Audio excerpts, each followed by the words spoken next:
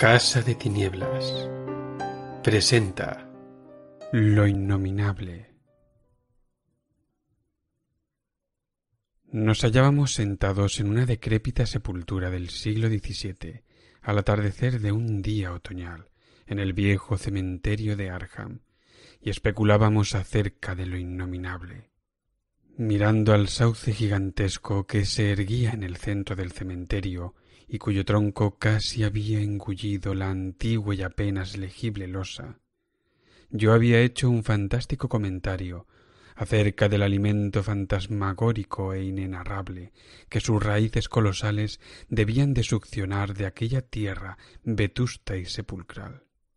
Pero mi amigo me reprendió por decir semejantes tonterías, y dijo que, puesto que no había habido ningún enterramiento desde hacía más de un siglo, con toda probabilidad allí abajo no existía nada que alimentara el árbol de otra manera que la habitual. Además, añadió, mis constantes referencias a lo innominable y a lo incalificable eran un recurso pueril muy en consonancia con mi escasa categoría como escritor.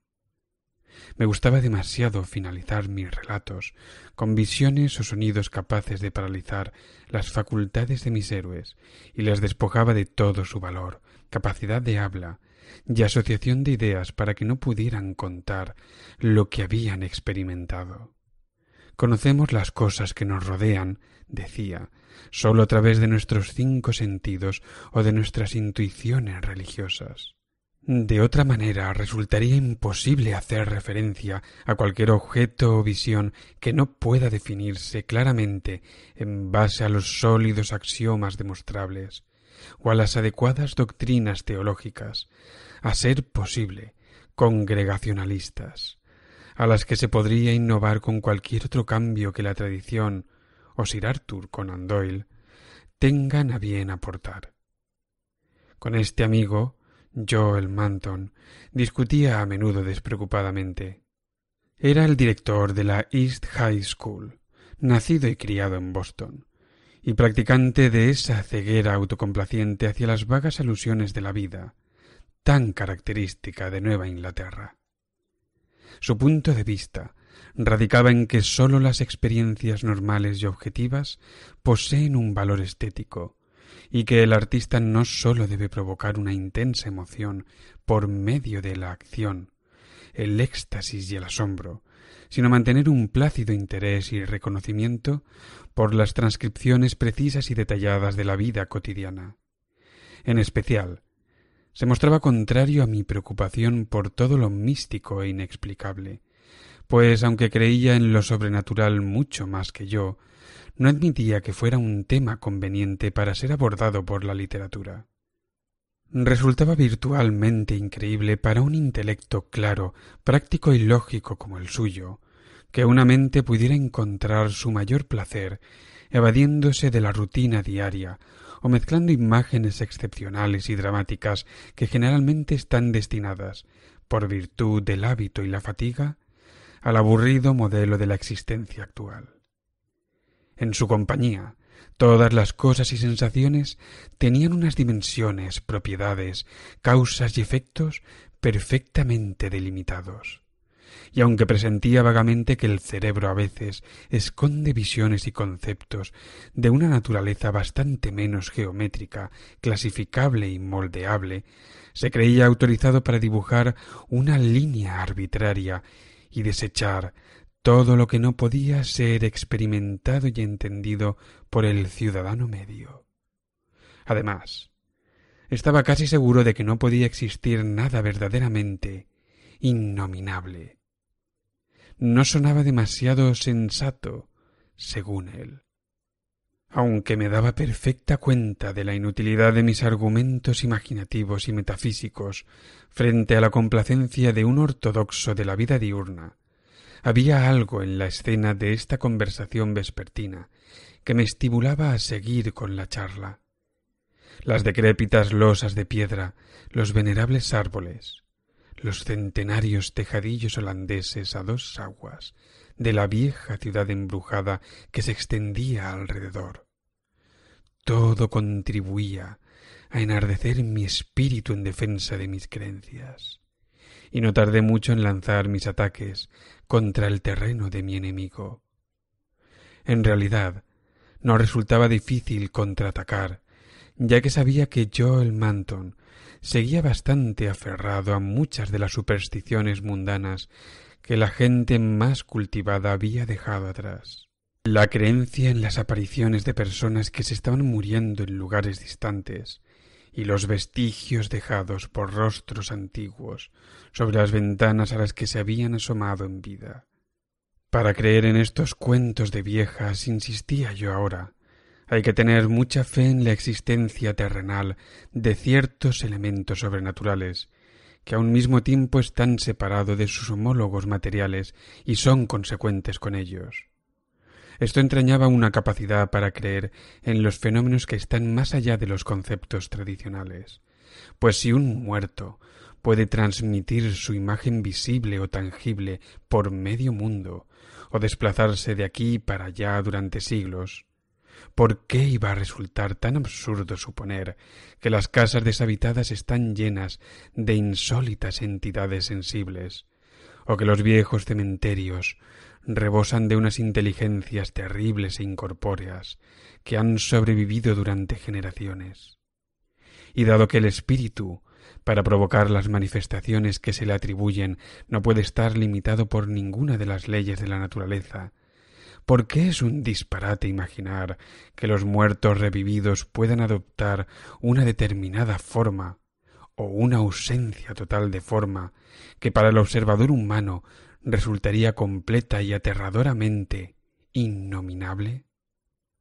El sentido común, al reflexionar sobre estos temas, le dije a mi amigo con cierto acaloramiento, no es más que una estúpida falta de imaginación y flexibilidad mental. El sol estaba a punto de ponerse, pero ninguno de los dos quería dar por acabada la conversación. Manton no parecía muy impresionado por mis argumentos, y se apresuraba a refutarlos con esa confianza en sus propios criterios que, sin duda, tanto éxito le había otorgado como profesor. Pero también yo estaba demasiado seguro del terreno que pisaba como para temer una derrota. Se hizo de noche, y algunas lucecitas brillaron lánguidamente en distantes ventanas, pero tampoco nos movimos. El sepulcro, que nos servía de asiento, resultaba bastante cómodo, y yo sabía que a mi prosaico amigo no le inquietaba la cavernosa grieta que se abría en la antigua, decrépita mampostería de ladrillos horadados por las raíces, justo por detrás de nosotros, ni la total negrura en la que nos sumergía la tambaleante, desierta casona del siglo XVII, que se interponía entre nosotros y la primera farola de la calle. Allí, en medio de la oscuridad, sobre aquella tumba resquebrajada próxima a la casona, charlábamos sobre lo innominable. Y cuando mi amigo terminó de exponer sus burlonas refutaciones, le conté la terrible evidencia que se ocultaba tras uno de mis relatos, precisamente del que más se había mofado. El cuento se titulaba La ventana del ático, y había aparecido en el ejemplar de enero de 1922 del Whippers. En un montón de sitios, especialmente en el sur y en la costa del Pacífico, retiraron la revista de los kioscos ante las numerosísimas quejas expresadas por personas estúpidas y débiles. Pero en Nueva Inglaterra no produjo ni un escalofrío, y los lectores simplemente se encogieron de hombros ante mis extravagancias. Afirmaron que aquella criatura era biológicamente imposible, que no se trataba más que de otra de esas estúpidas leyendas locales que Cotton Mather había hecho lo bastante creíbles como para incluirlas en su caótica Magnalia Christi americana, y que su existencia estaba tan pobremente documentada que ni tan siquiera se había atrevido a dar el nombre de la localidad donde se había desatado el horror. En cuanto a cómo me las había arreglado para desarrollar la breve reseña del viejo místico, todo era completamente falso e imposible, típico de un escritorzuelo frívolo e irracional. Efectivamente, Mather había afirmado que la criatura había sido parida, pero nadie, exceptuando un sensacionalista de 3 1/4, podría pensar que se hubiera desarrollado, que se asomara a las ventanas de la gente por la noche y que se escondiera en el ático de una casa, en cuerpo y en espíritu, hasta que alguien lo descubrió siglos después, asomado a la ventana, y no pudo describir qué fue lo que hizo que sus cabellos se volvieran grises. Todo esto no era más que una basura descarada, y mi amigo Manton no se reprimía a la hora de insistir en ello. Entonces le conté lo que había descubierto en un viejo diario redactado entre 1706 y 1723, que había salido a la luz entre los papeles de una familia que moraba a poco más de 1 kilómetro de donde nos hallábamos sentados.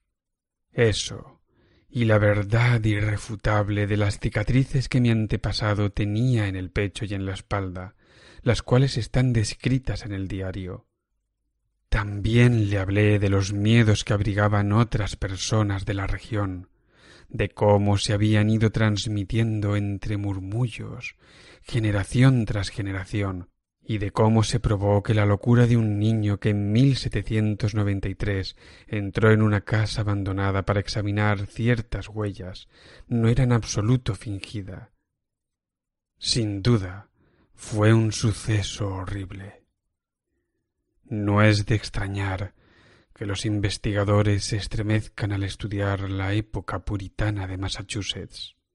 Se sabe tan poco de lo que ocurrió bajo la superficie, tan poco y, sin embargo, tan espantosamente repugnante, que a veces sale al exterior burbujeando de imágenes putrefactas. El horror a la brujería es como un terrible rayo de luz en medio de los caóticos pensamientos de los hombres. Pero incluso esa definición se queda corta.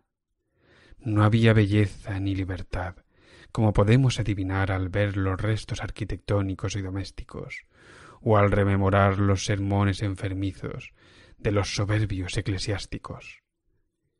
Y dentro de ese rumbroso chaleco de fuerza acechaba una atrocidad maliciosa, el satanismo y la perversión. Este era, en verdad, la apoteosis de lo innominable. Cotton Mather, en ese diabólico 6º libro que nadie debería hojear tras caer la noche, no se anda con rodeos al lanzar sus anatemas. Tan inflexible como un profeta judío y tan lacónicamente imperturbable como nadie antes, habló de la bestia que alumbró, una criatura superior a las bestias, aunque inferior al hombre, el ser del ojo manchado y del borracho infeliz y vociferante que fue ahorcado por tener un ojo así. De todo esto habló sin rodeos, pero sin especificar qué sucedió después. Quizá no lo sabía, o quizá sí, aunque no se aventuró a contarlo. Otros sí conocían los hechos, pero no se atrevieron a relatarlos. No existe ninguna explicación oficial acerca de las murmuraciones sobre la cerradura de la puerta que daba a las escaleras del ático donde vivía un viejo solitario, ruinoso y amargado, que había destapado la blanca losa de una tumba que todos evitaban y sobre la que circulaban cientos de extrañas leyendas capaces de helar la sangre a cualquiera. Todo estaba incluido en ese diario ancestral que yo había encontrado. Todas las murmuraciones y relatos elusivos sobre criaturas con un ojo manchado, sorprendidos espiando por las ventanas durante la noche, o en los campos desiertos rodeados de bosques.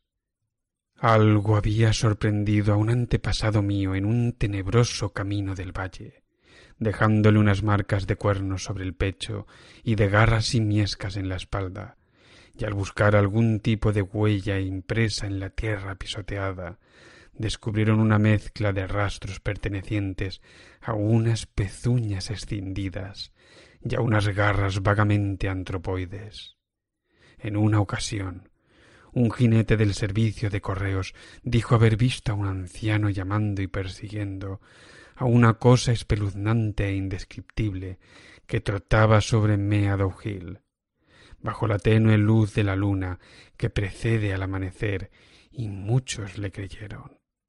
Y desde luego, cierta noche de 1710, corrieron extraños rumores después de que el anciano solitario y decrépito fuera enterrado en la cripta que había detrás de su casa, a la vista de la losa blanquecina. Nunca descerrajaron la puerta del ático, sino que dejaron la casa tal y como estaba, terrible y desierta. Cuando se producía algún ruido en su interior, la gente murmuraba y se estremecía, y confiaban en que el cerrojo de la puerta del ático fuera lo suficientemente robusto. Pero pronto dejaron de hacerlo, cuando el horror se presentó en la casa del párroco y no dejó ni un alma con vida y ni un cuerpo de una sola pieza. Con el paso del tiempo, la leyenda fue adoptando un carácter espectral, pero supongo que la criatura debió de morir, suponiendo que llegara a estar viva alguna vez. Su recuerdo ha perdurado envuelto en un halo de misterio, que se ha ido incrementando a causa de su secretismo. Durante esta narración, mi amigo Manton había permanecido en completo silencio, y observé que mis palabras le habían impresionado. No se rió cuando terminé, sino que me interrogó con gran seriedad acerca del muchacho que enloqueció en 1793 y que en apariencia era el protagonista de mi relato. Le conté que el chico había ido a aquella casa temida y abandonada, seguramente movido por la curiosidad, ya que pensaba que los cristales de las ventanas tenían la capacidad de retener las imágenes de quienes se habían asomado a ellos. El muchacho había ido a aquel terrible ático para examinar sus ventanas, ya que había oído historias sobre cosas que merodeaban tras ellas, y regresó gritando enloquecedoramente. Como ya he dicho, Manton se quedó pensativo, pero poco a poco recuperó su talante analítico. Admitió que podía haber existido alguna monstruosidad antinatural, pero me recordó que incluso la más morbosa aberración de la naturaleza no tiene por qué ser innominable o científicamente indefinible. Admiré su claridad y tesón, pero añadí nuevos testimonios que había recogido entre la gente de más edad. Estas ulteriores leyendas espectrales, afirmé, se centraban en ciertas apariciones monstruosas más espeluznantes que cualquier entidad orgánica, apariciones de formas bestiales y gigantescas, que a veces eran visibles y otras apenas tangibles, y que flotaban en las noches sin luna, merodeando alrededor de la casa, la cripta que había detrás, y la tumba junto a cuya losa ilegible había brotado un árbol. Tanto si fuera cierto como si no lo fuera, que estas apariciones habían matado a determinadas personas acornadas o asfixiándolas, como se afirmaba en algunas tradiciones sin verificar, el hecho es que habían causado honda impresión y aún eran secretamente temidas por los más ancianos del lugar, aunque las dos últimas generaciones ya hacía tiempo que se habían olvidado de ellas, y posiblemente este olvido es lo que las hacía morir. Es más, en lo referente a la estética del asunto, si las emanaciones psíquicas de las criaturas humanas son deformaciones grotescas de la realidad, ¿qué representación coherente podría expresar o definir una vaguedad tan gibosa e infame como un espectro de maligna y caótica perversión, como una morbosa blasfemia de la naturaleza? Moldeado por el cerebro muerto de una pesadilla híbrida, ¿no constituiría semejante terror vaporoso en toda su repugnante verdad la exquisitez, la demencia de lo innominable? Sin duda ya era muy tarde. Un murciélago singularmente silencioso me rozó al pasar a mi lado, y creo que también a Manton, pues aunque no podía verle, noté que alzaba los brazos. Luego dijo: —¿Y sigue en pie y abandonada esa casa de la ventana del ático? —Sí —contesté—, yo la he visto. —¿Y encontraste algo en el ático o en algún otro sitio? Había algunos huesos debajo de los aleros. Quizá fuera eso lo que vio el muchacho. Si era muy sensible, no necesitó descubrir más sobre el cristal de la ventana para perder el juicio. Si todos pertenecían a la misma criatura, debió de tratarse de una monstruosidad histérica y delirante. Habría sido blasfemo dejar tales huesos sobre el mundo, así que regresé con un saco y los llevé a la tumba que hay detrás de la casa. Había una grieta por donde los pude arrojar al interior. No pienses que hice el idiota. Tenías que haber visto aquel cráneo. Poseía unos cuernos de más de 10 centímetros de largo, aunque el rostro y la mandíbula eran como la tuya o la mía. Por fin pude notar en Manton, que ahora estaba más cerca, un auténtico escalofrío. Pero su curiosidad no se dejó intimidar. —¿Y los cristales de las ventanas? No había. Una de las ventanas ni tan siquiera tenía marco, y en el resto no quedaba ni un trocito de cristal sobre las aberturas romboidales. Eran de esa clase de ventanas con celosías que habían pasado de moda antes del 1700. No creo que conservaran ni un cristal desde hacía más de 100 años. A lo mejor los rompió el niño, si llegó a la habitación. La leyenda no dice nada al respecto. Manton volvió a quedarse ensimismado. —Me gustaría ver esa casa, Carter. ¿Dónde está? Con cristales o sin cristales me gustaría echarle un vistazo. Y también a la tumba en donde depositaste los huesos. Y la otra sepultura sin inscripciones. Todo este asunto parece bastante terrible. —La has estado viendo. Hasta que se hizo de noche. Mi amigo se puso más nervioso de lo que había esperado, pues ante este golpe de inocente teatralidad se apartó de mí como un poseso y empezó a chillar, con una especie de grito entrecortado que liberó toda la tensión precedente.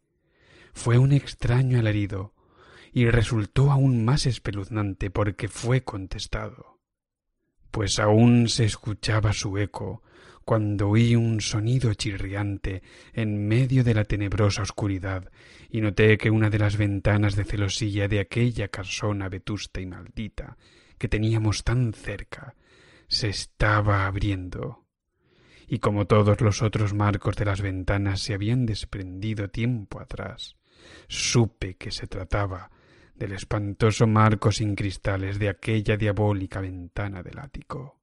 Entonces sentimos una ráfaga de aire fétido, un aire glacial que venía de la misma terrible dirección, acompañado de un chillido penetrante que brotó junto a mí desde las profundidades de aquella tumba decrépita, habitada por hombres y monstruos.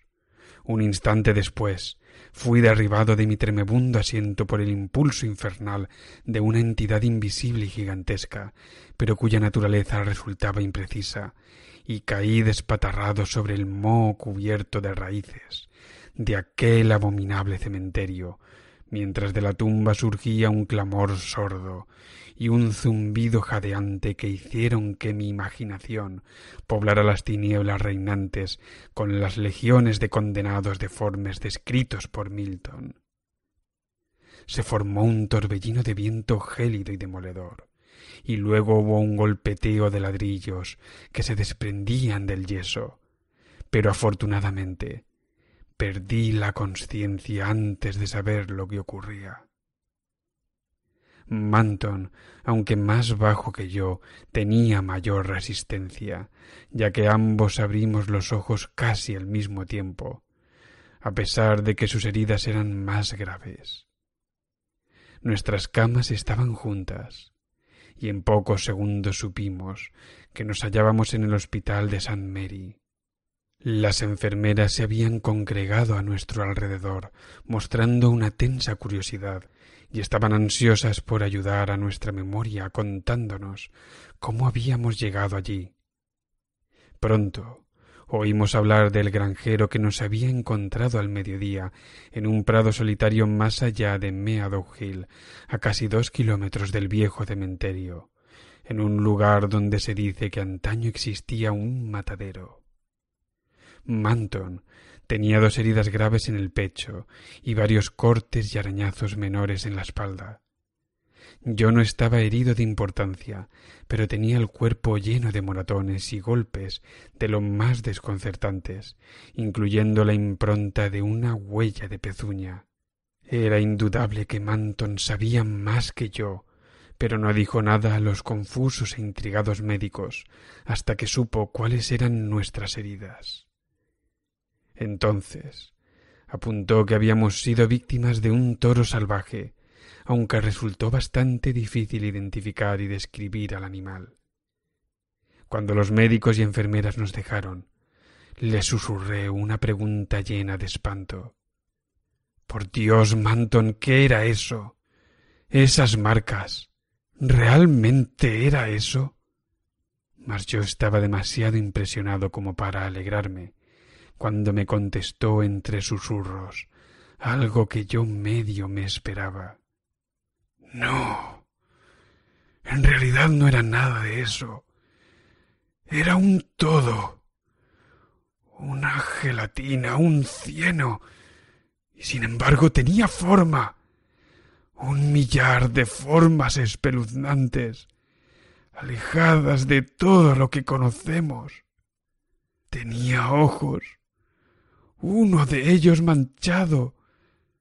Era el abismo, la vorágine, la última abominación. Carter, era lo innominable.